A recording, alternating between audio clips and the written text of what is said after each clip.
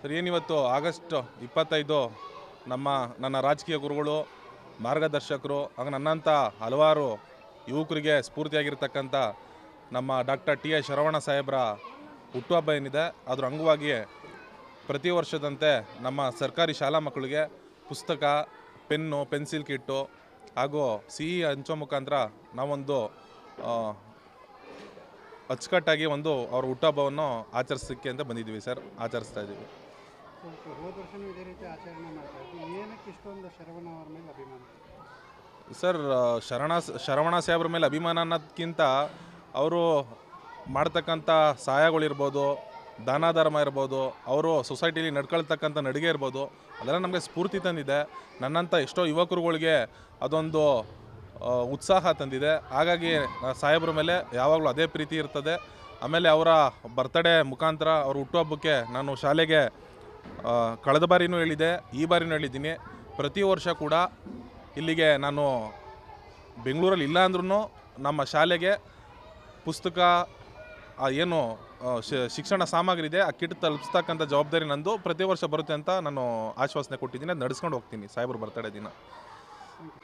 Sir, ಏನಿವತ್ತು August 25 ನನ್ನ ರಾಜಕೀಯ ಗುರುಗಳು, ಮಾರ್ಗದರ್ಶಕರು ಹಾಗೂ ನನ್ನಂಥ ಹಲವಾರು ಯುವಕರಿಗೆ ಸ್ಫೂರ್ತಿಯಾಗಿರ್ತಕ್ಕಂಥ ನಮ್ಮ ಡಾಕ್ಟರ್ ಟಿ ಎಸ್ ಶರವಣ ಸಾಹೇಬ್ರ ಹುಟ್ಟುಹಬ್ಬ ಏನಿದೆ, ಅದರ ಅಂಗವಾಗಿ ಪ್ರತಿ ವರ್ಷದಂತೆ ನಮ್ಮ ಸರ್ಕಾರಿ ಶಾಲಾ ಮಕ್ಕಳಿಗೆ ಪುಸ್ತಕ, ಪೆನ್ನು, ಪೆನ್ಸಿಲ್ ಕಿಟ್ಟು ಹಾಗೂ ಸಿಹಿ ಹಂಚೋ ಮುಖಾಂತರ ನಾವೊಂದು ಅಚ್ಚುಕಟ್ಟಾಗಿ ಅವ್ರ ಹುಟ್ಟುಹಬ್ಬವನ್ನು ಆಚರಿಸೋಕ್ಕೆ ಅಂತ ಬಂದಿದ್ದೀವಿ ಸರ್. ಆಚರಿಸ್ತಾ ಇದ್ದೀವಿ. ಹೋದ ವರ್ಷನೂ ಇದೇ ರೀತಿ ಆಚರಣೆ ಮಾಡ್ತಾ ಇದ್ವಿ. ಏನಕ್ಕೆ ಇಷ್ಟೊಂದು ಶರವಣ ಅವ್ರ ಮೇಲೆ ಅಭಿಮಾನ? ಸರ್, ಶರವಣ ಸಾಹೇಬ್ರ ಮೇಲೆ ಅಭಿಮಾನ ಅನ್ನೋದಕ್ಕಿಂತ ಅವರು ಮಾಡ್ತಕ್ಕಂಥ ಸಹಾಯಗಳಿರ್ಬೋದು, ದಾನ ಧರ್ಮ ಇರ್ಬೋದು, ಅವರು ಸೊಸೈಟಿಲಿ ನಡ್ಕೊಳ್ತಕ್ಕಂಥ ನಡಿಗೆ ಇರ್ಬೋದು, ಅದೆಲ್ಲ ನಮಗೆ ಸ್ಫೂರ್ತಿ ತಂದಿದೆ. ನನ್ನಂಥ ಎಷ್ಟೋ ಯುವಕರುಗಳಿಗೆ ಅದೊಂದು ಉತ್ಸಾಹ ತಂದಿದೆ. ಹಾಗಾಗಿ ಸಾಹೇಬ್ರ ಮೇಲೆ ಯಾವಾಗಲೂ ಅದೇ ಪ್ರೀತಿ ಇರ್ತದೆ. ಆಮೇಲೆ ಅವರ ಬರ್ತ್ಡೇ ಮುಖಾಂತರ ಅವ್ರ ಹುಟ್ಟುಹಬ್ಬಕ್ಕೆ ನಾನು ಶಾಲೆಗೆ ಕಳೆದ ಬಾರಿನೂ ಹೇಳಿದೆ, ಈ ಬಾರಿನೂ ಹೇಳಿದ್ದೀನಿ.